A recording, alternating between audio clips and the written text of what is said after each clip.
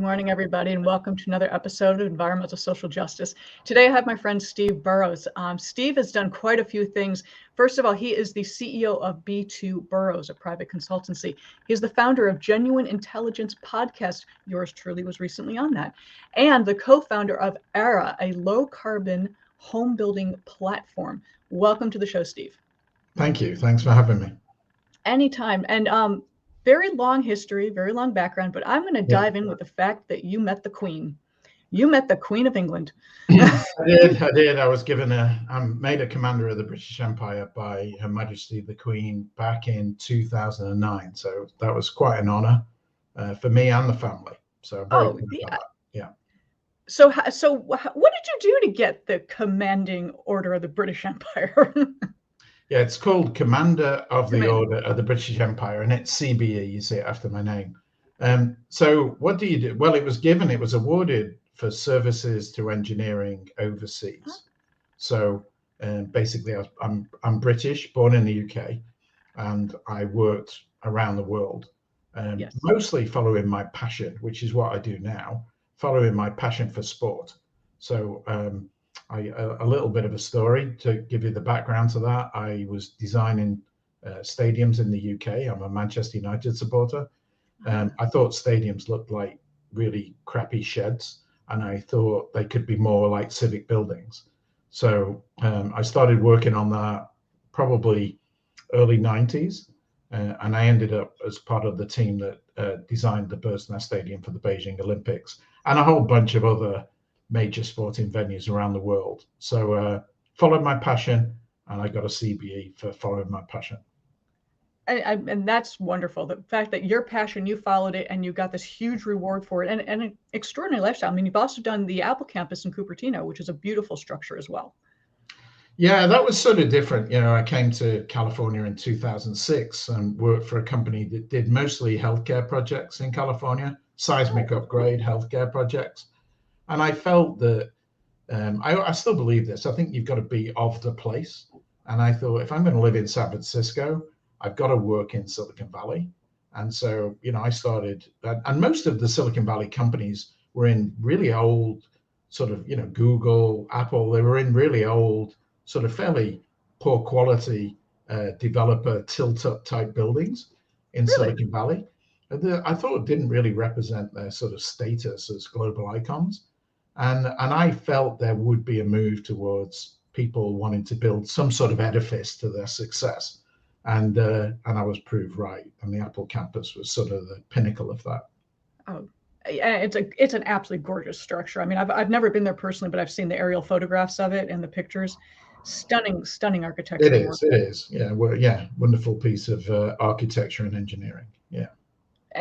And so with Aera, your low carbon company, there's a lot that you guys do to make sure that this is sustainably accurate and net zero energy and just a tight. I mean, I went through the entire website. To go into every little thing that you do with this company would be impossible. Can you just start off with what the idea was born out of? Yeah. So the problem that we're trying to solve. So with any business, the way I like to look at it is, you know, what problem are you trying to solve? That's the number one. Do you understand the problem that you're trying to solve? And then secondly, what do you think you could do to help solve that problem? And then thirdly, how do you scale your solution to the problem that you're trying to solve? And so with Aera, what we're trying to solve is home ownership affordability.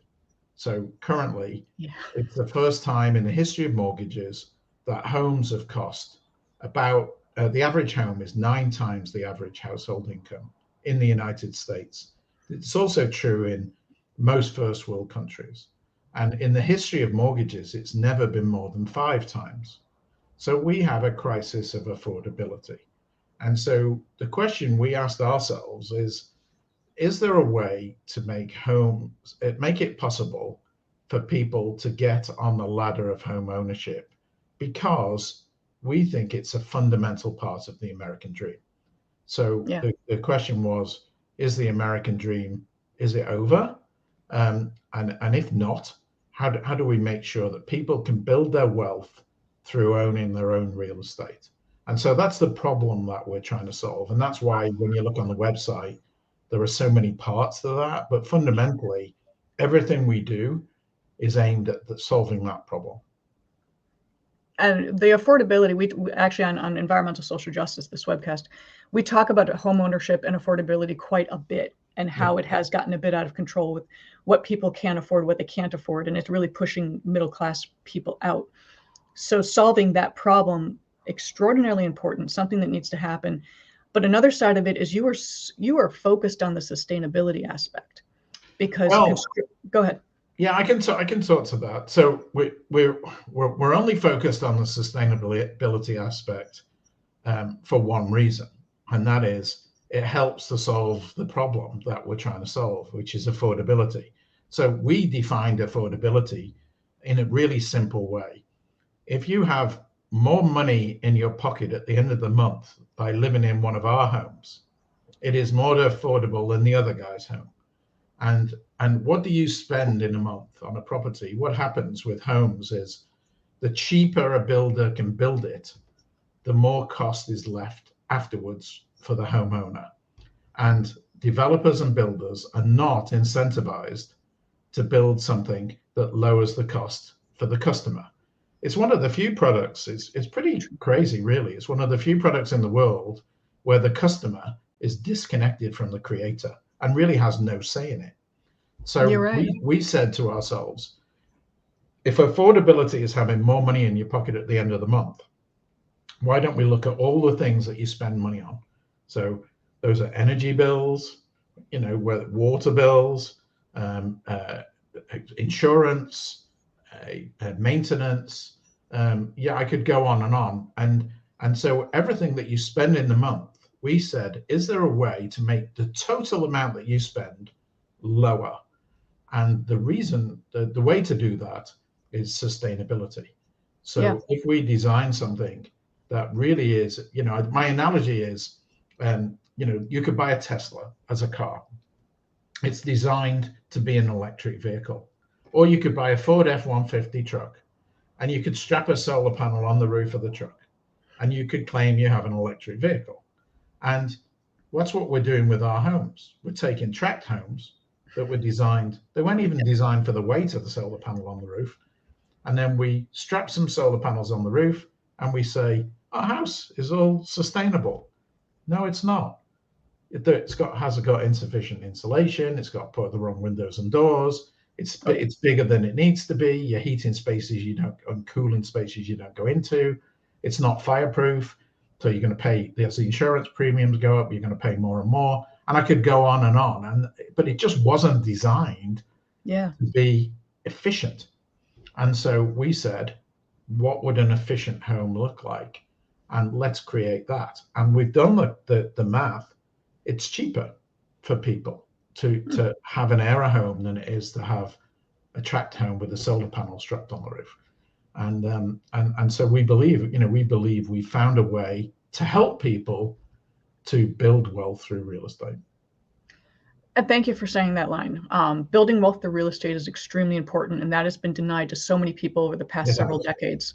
And that's why we're seeing some of the problems today is that inability to build wealth because of the real estate costs, or being forced to rent without actually doing any equity into your own home ownership, which is very important.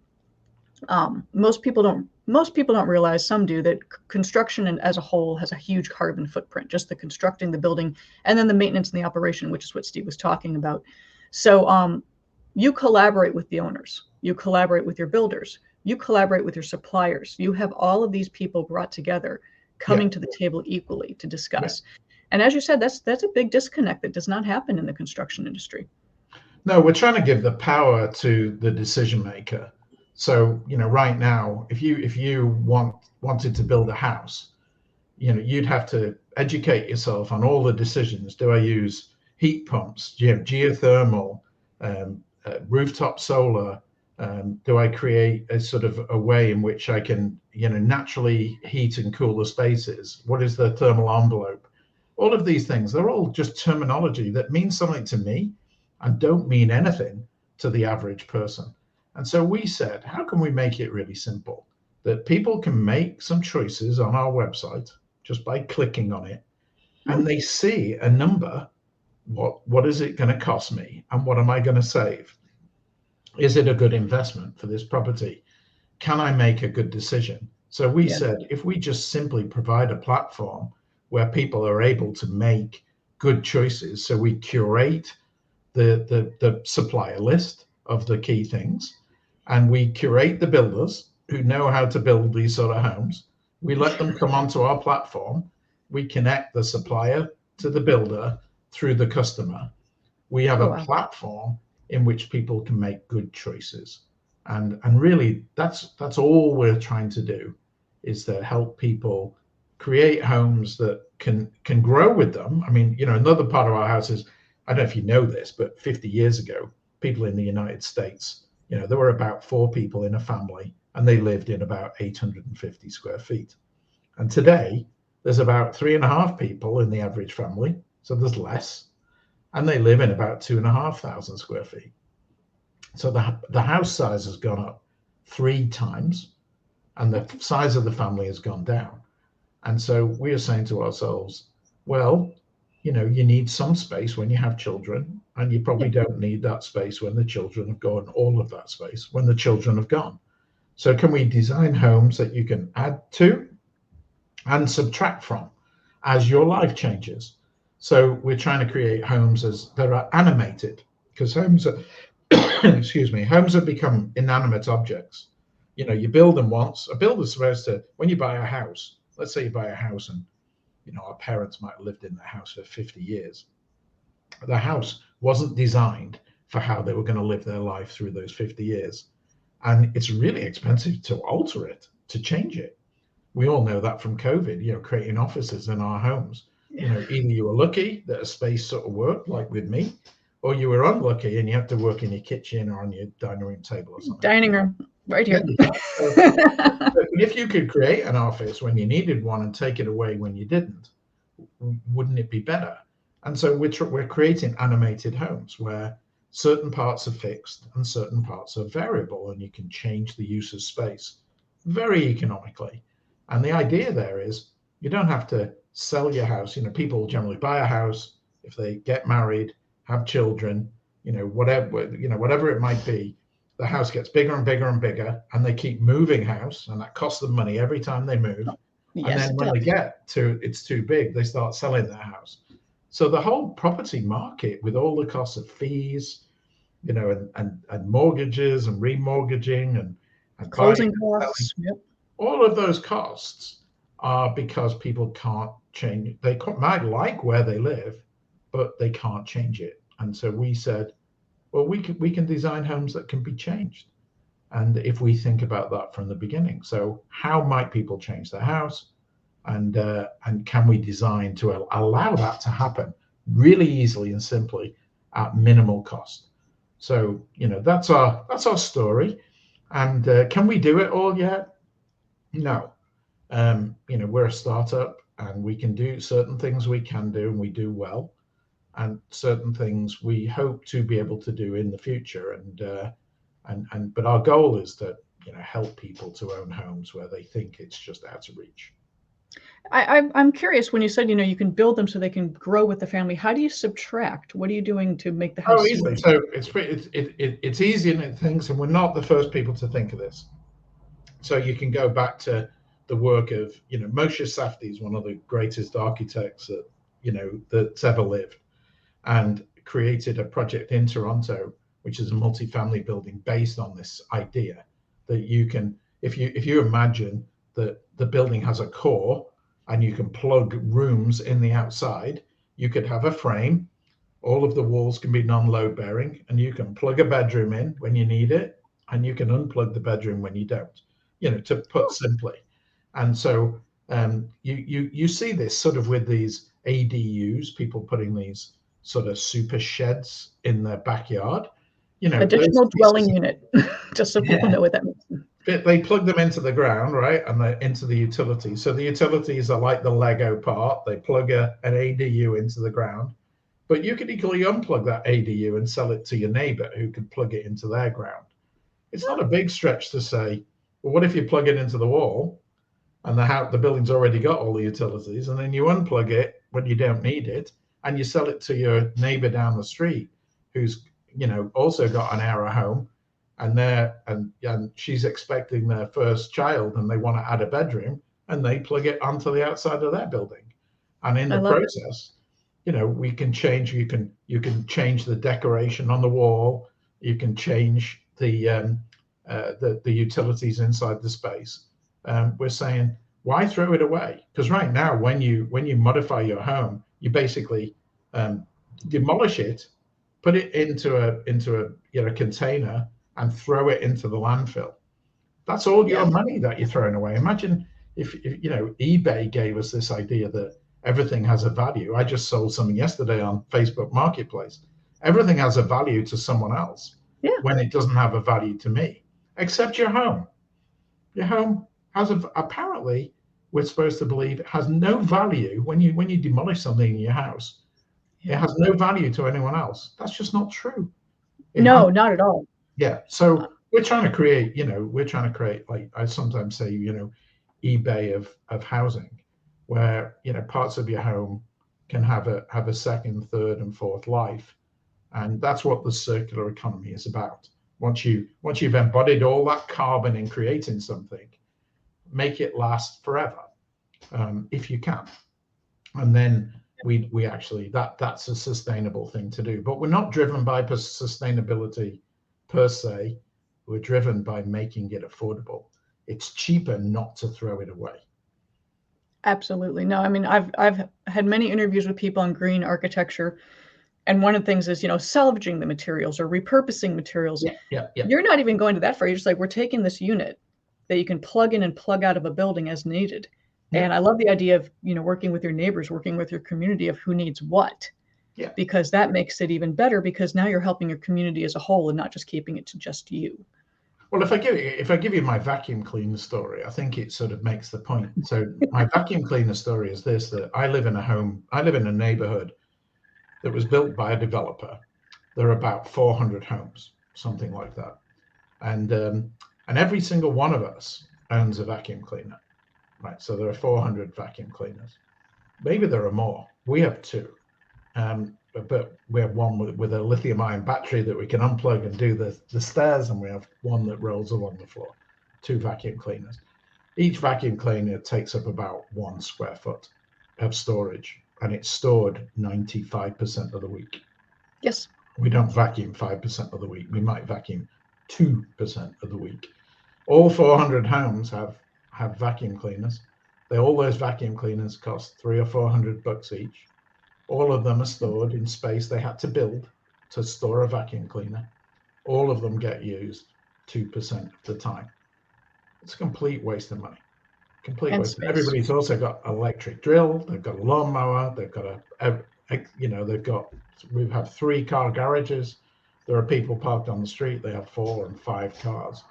And we're going to live in a future in which we're only going to need one vehicle. There are going to be autonomous vehicles that get us from place to place for short trips, which are going to be way cheaper than owning a car. So we're going to find we've got all this superfluous space. If I could rent a vacuum cleaner, if it could be delivered to my door when I needed it and removed when I didn't, this whole neighborhood probably would need 10 vacuum cleaners instead of 400. We'd all save money.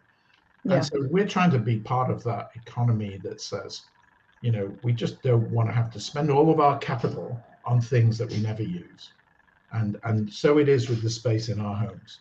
And if we never use it, why don't we sell it? And these things, pieces of buildings, a bedroom might be worth $50,000 or $100,000. We're not talking small money here. And my neighbor might pay $50,000 to $100,000 to add the bedroom onto their home rather than move house. Every time they move house, they spend 5% of the cost of their home on fees and costs for moving house. Yeah. So it would be cheaper to just add on and stay. If I like it, if I want to move for other reasons, fine. But if I don't have to. So that circular economy idea of vacuum cleaners sort of drives our thinking on the home designs. I like that. I mean, other than my mother who vacuums every single day, it's her thing. Kid you not, it's her thing. It's weird. Ours lives in the closet, comes out every once in a while. You know, we have 2 dogs, so it does mean we have to fur. But yeah, I mean, and it's space. It's using up space that could Yeah. easily be used for other things. And I want to go back when you said the average house in the 50s was 800 square feet, and now it's 2,000. We are accumulating too much stuff. Yep. We have stuff. And as you said, what you don't need, what isn't useful to you, just get rid of it, sell it, because someone else may need that much more than you do. And that's going back into that circular economy of getting rid of what you don't actively need or use. Mind you, we all have sentimental items. I get that. But if you're not actively using something, if you can sell it, give it, someone else who actively would use it, who could need it, that's the important factor. And it's the affordability aspect as well as keeping everything level on a playing field so everyone benefits. I think it also helps that one of the things that's been lost, I remember, and I do say often, nostalgia's not what it used to be, but if I could bear with myself for a moment, when I was a kid, there was much more sense of community, and part of it is in where I was brought up, people would come and borrow sugar, and they would, because they didn't have any, and so it was a long way to go to the store. They'd come and say, "Can I borrow some sugar?" And they would come into the house, unannounced, and they would get some sugar, and they would take it, and then when they bought sugar next time, they'd bring some back. There's this whole sense of community. Now, I'm not advocating people go into each other's homes, but I am advocating finding a way to get people better connected. And I think part of that is, you see some of these apps where, there are these communities where people are connected through things like Nextdoor, and they share things. And people, I think we're very social creatures. We like to share, we like to be generous, we like to give, and we like to get something for nothing. And these are all natural traits. And we're trying to help people to do that on a bigger scale. And I'm not saying you would give your bedroom away, but wouldn't it be nice if you were able to say, that was mine once, as you walk past the house, and they had a family, and I helped them to stay in their home economically, because I didn't need this space anymore. And I sort of like that as a concept. And like I said, can we do it yet? No, we can do some of it. We can't do all of it. And we may never be able to do all of it. But, a boy can dream, right? But it's a good dream. And you offer not just the AG, because again, your website has a lot of information, folks. Please check it out. But in addition to all of the, thermal capabilities, water efficiency, insulation, et cetera, you are offering people this ability to be economically feasible. Yes. I mean, and the different models you have a number of different models depending on what people need, what people want, what they can afford. So it's kind of something for everybody. Yeah, I think so. I think we also recognize that people are building homes that when you look at a home for the future, I always think Peloton's a good example of this. Peloton puts out these amazing adverts, 2 beautiful people with wall to ceiling glass, in this home that looks like it was, designed by Renzo Piano, and it's absolutely so. It's all aspirational, right? Yeah. And then you turn around in your tract home, and you've got crown molding and pressed baseboards and glass sliding doors on the wardrobes and these $10 doors, a bit like behind me. And I go, I don't live in anywhere that looks anything like that. I would like to, but there is no choice. Nobody is making homes that are aspirational. Only 2% of homes in the United States, excuse me, I've got a cough at the moment. Only 2% of homes in the United States are designed by architects. So 98% don't have an architect involved in the design. And that's why they look like this. This is cheap, right? And it also looks like the sort of home, the outside of my home is all mock stone. It looks like the sort of home that my grandparents might have aspired to live in. It's not the home that I would choose. So we said we can also allow people to design homes that are the places they would like to live in.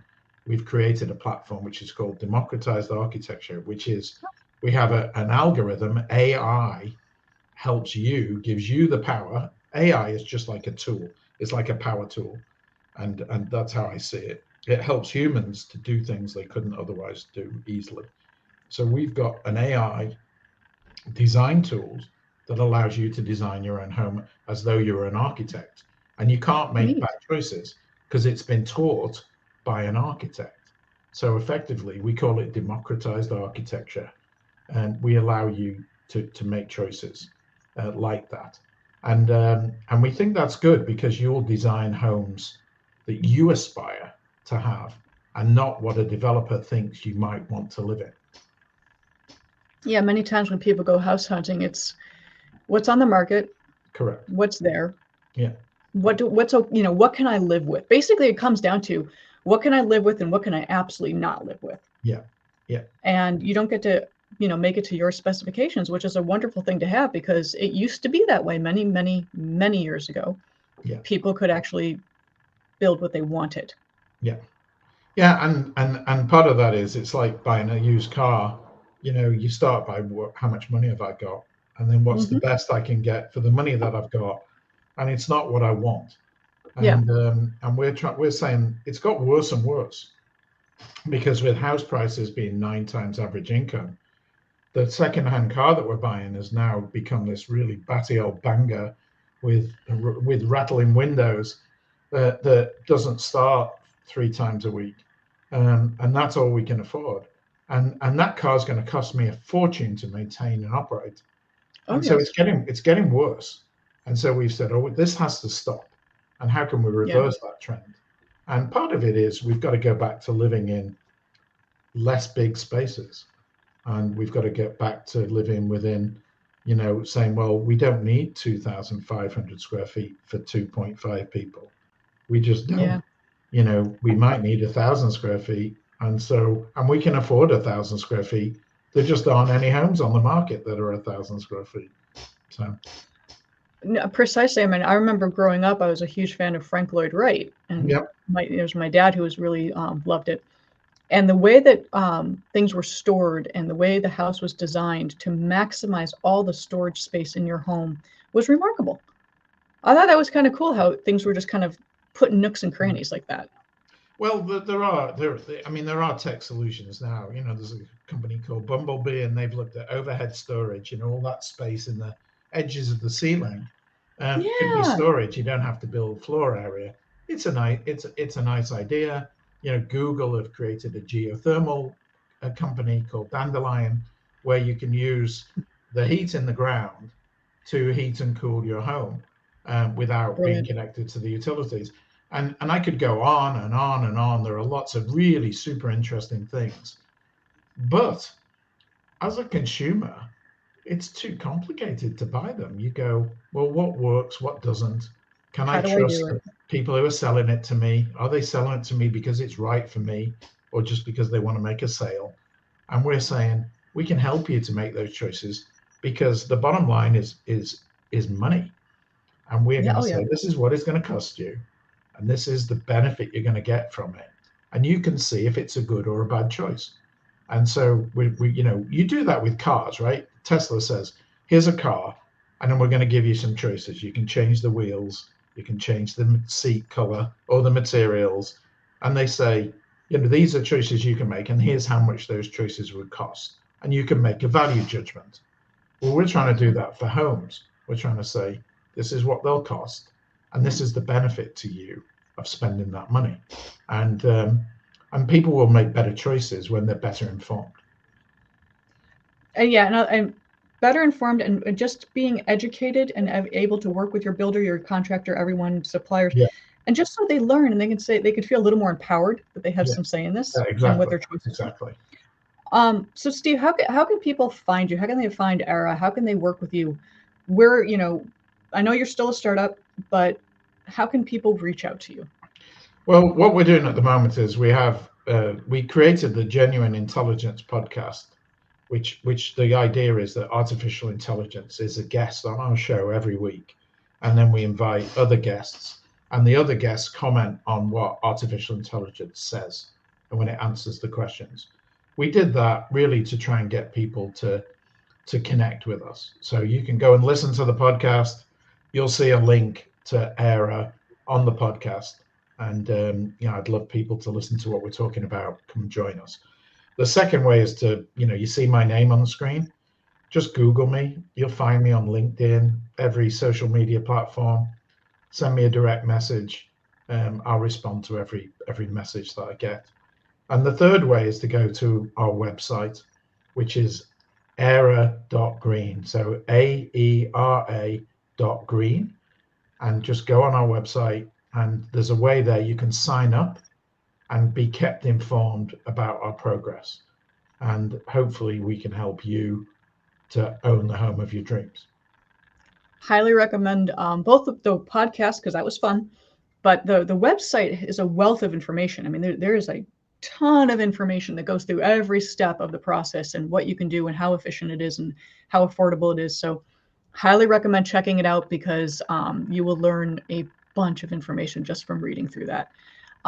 So Steve, thank you so much for your time today. A wealth of information as always a pleasure talking to you.